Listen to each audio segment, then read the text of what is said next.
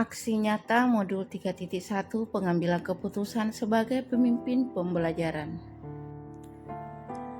Latar belakang. Di bulan suci Ramadan, sekolah kami mengadakan pesantren Ramadan, khususnya untuk kelas 10, sebagai salah satu kewajiban yang sangat berkaitan dengan penilaian mapel agama yang diaktualisasikan dengan pramuka wajib. Tentunya, kegiatan ini wajib diikuti oleh seluruh kelas 10 yang akan berjalan selama 3 hari. Kegiatan ini dilaksanakan dengan 2 model, yakni tatap muka untuk siswa yang dinyatakan dalam kondisi sehat dan daring untuk siswa yang kondisi kurang sehat. Sementara, hal yang membuat saya menjadi bingung adalah salah seorang anak kewalian saya yang bernama Andika tidak dapat mengikuti kegiatan tersebut, baik dalam bentuk tatap muka maupun daring. Hal ini disebabkan karena anak tersebut akan menemui ayahnya di Kalimantan yang sudah terpisah sejak kecil setelah perceraian kedua orang tuanya. Bulan Ramadan tahun ini adalah kesempatan besar bagi Andika untuk bisa bertemu langsung dengan ayahnya, karena bulan Ramadan ini ayah Andika tidak berlayar dan kapalnya akan bersandar di Kalimantan. Dan dari alasan itu pula sehingga ayahnya sangat meminta Andika untuk menemuinya di Kalimantan. Dari hasil diskusi dengan Andika beberapa hari yang lalu saat menghadap meminta izin bersama ibunya. Assalamualaikum Ibu. Maaf Bu ya, mungkin sudah dari tadi menunggu. Tidak apa-apa Bu. Oh iya. Ada yang bisa saya bantu Bu? Ada Bu. Saya datang. Anak. Iya, ketemu dengan bapaknya. Udah lama lah ya ketemu. Oh iya. Izinkan Andika untuk dengan bapaknya ini. Oh iya. Sebenarnya Andika punya kegiatan di bulan Ramadan ini yaitu pesantren penampilan dengan pramuka wajib. Tapi itu ada juga kebaikan Andika untuk bisa ketemu dengan bapaknya. Tidak masalah, nanti kami carikan solusi. Ya Bu, insya Allah Bu, semoga Andika selamat sampai di tujuan nantinya. Ada kali Bu. Andika ingat ya, nanti akan ada kegiatan susulan ya.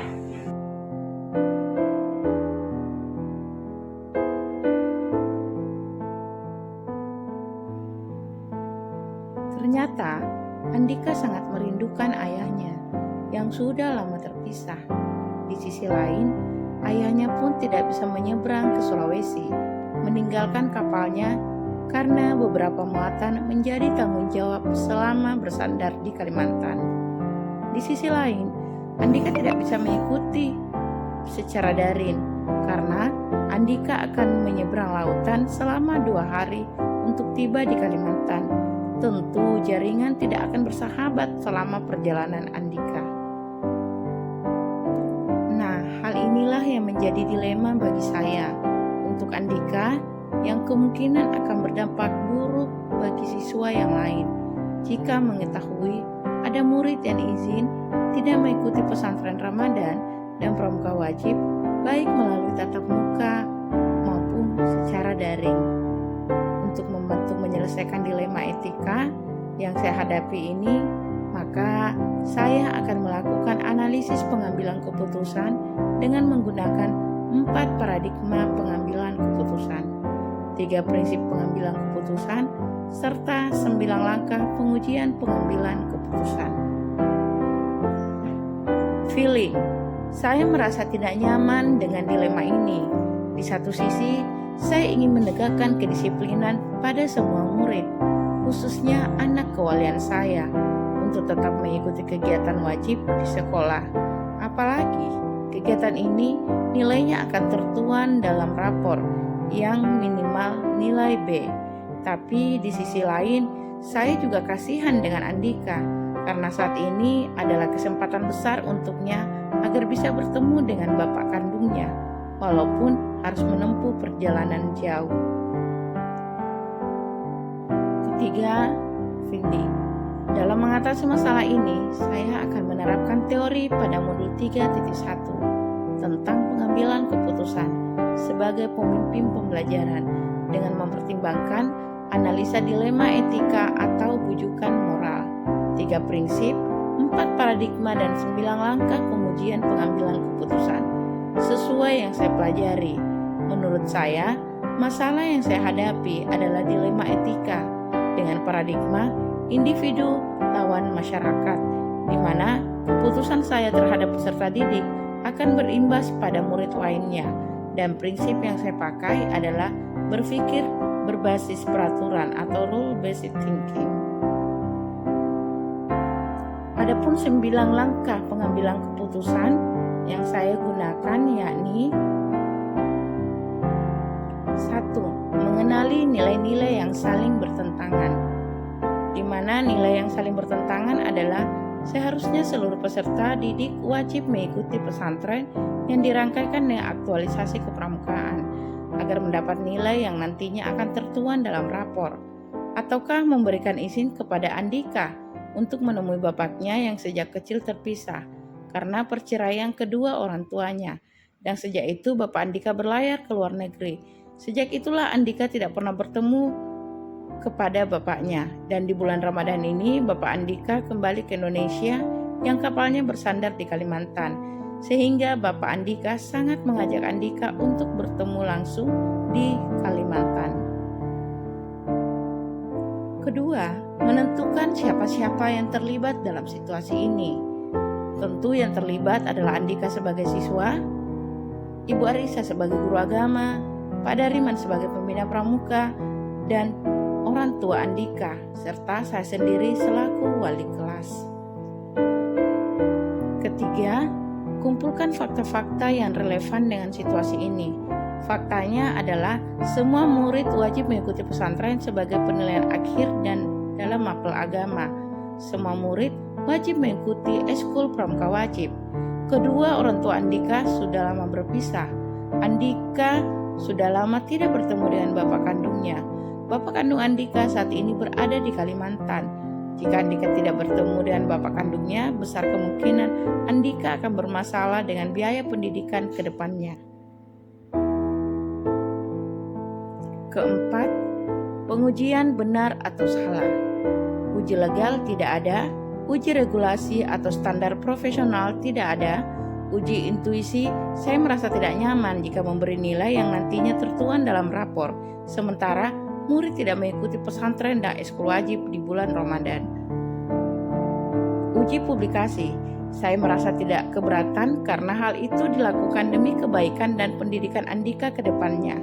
Uji panutan atau idola, saya mengidolakan murid yang bisa melaksanakan segala kewajiban sebagai murid dan menyelesaikan program sekolah yang merupakan wajib dilaksanakan sebagai proses pembelajaran.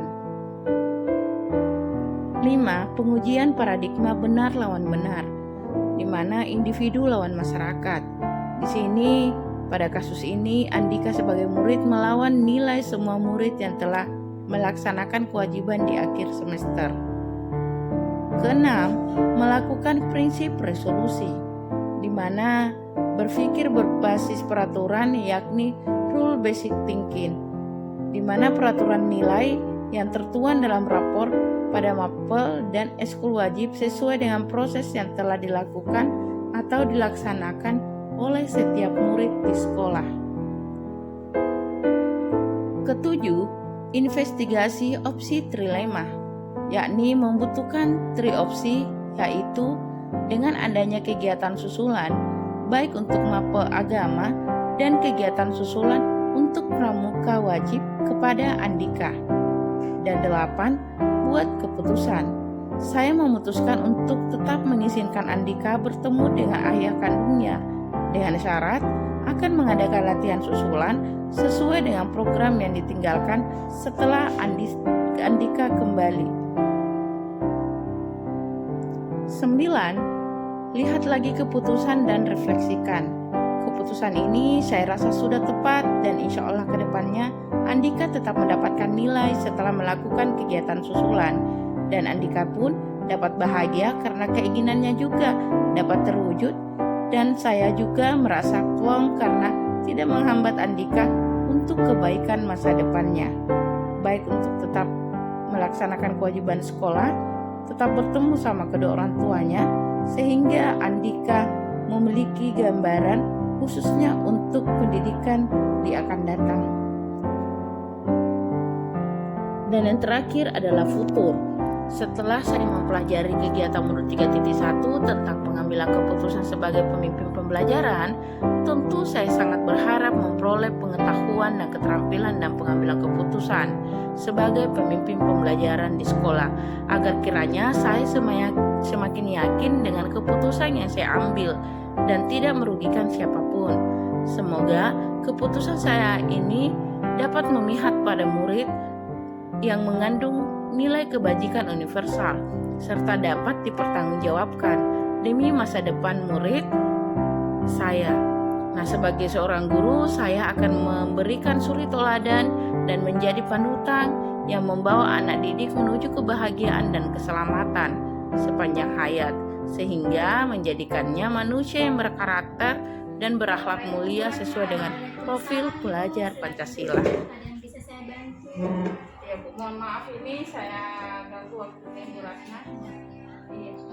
Begini Bu, dalam waktu dekat ini di bulan suci Ramadan akan diadakan pesantren kilat Bu. Iya. Dan ini wajib ya untuk Iya. semua siswa.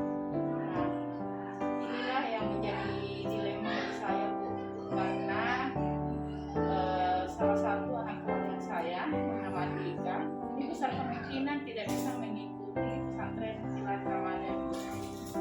Ya, karena ini kan wajib. Siswa Tapi di sisi lain juga Ananda Andika ini kan itu kesempatan besarnya untuk ketemu dengan bapak kandungnya, karena menurut informasi dari ibundanya, sejak kedua orang tuanya bercerai, anak ini terpisah dari bapak kandungnya Bu. Dari usia sejak 5 tahun itu sudah terpisah, dan nanti di SMA kelas 1 ini bapaknya ceritanya ada di Kalimantan dan meminta Andika untuk menemui secara langsung. jadi karena ini juga salah satu penilaian wajib untuk dituangkan dalam rapor. Saya rasa bagaimana ya jangan dia akan berurusan dengan kurikulum kalau tidak itu. Oh ya, saya coba juga berbicara dengan pihak guru dan pembina pramuka, karena saya dengar kegiatan ini akan dipraktekkan dengan pramuka wajib. Jadi saya coba berbicara dengan pihak guru tentang pembina pramuka. Tapi untuk langkah awal, semoga ada kebijakan dari Bu Ananda Andika ini bisa mengikuti kegiatan susulan. Ya, kalau misalnya itu menjadi keharusan untuk ketemu dengan keluarganya, kami dari pihak bidang studi akan memberikan kebijakan kalau ini tergantung juga dari pihak kurikulum, kalau karena kita terus berkoordinasi dengan pihak kurikulum kalau memang bisa seperti itu memberikan kebijakan. Nanti setelah itu kan nantilah dikasih kegiatan susulan. Iya, terima kasih banyak. Bisa. Iya. Jadi silakan ibu berkoordinasi dengan pihak kurikulum dulu, baru kami juga memberikan kebijakan. Terima kasih banyak untuknya Bu. Sama saja akan bicara dengan pihak guru dan pembina pramuka. Mudah Ananda Andika kita ini lakukan adalah yang terbaik untuk anak kita masa depannya nanti. Ya, kalau begitu terima kasih Bu. Saya pamit dulu kepada jam mengajar saya juga di jam terakhir. Yes. Sama-sama ibu. Mari Bu. Iya. Assalamualaikum. Waalaikumsalam warahmatullahi wabarakatuh. Sama Bu.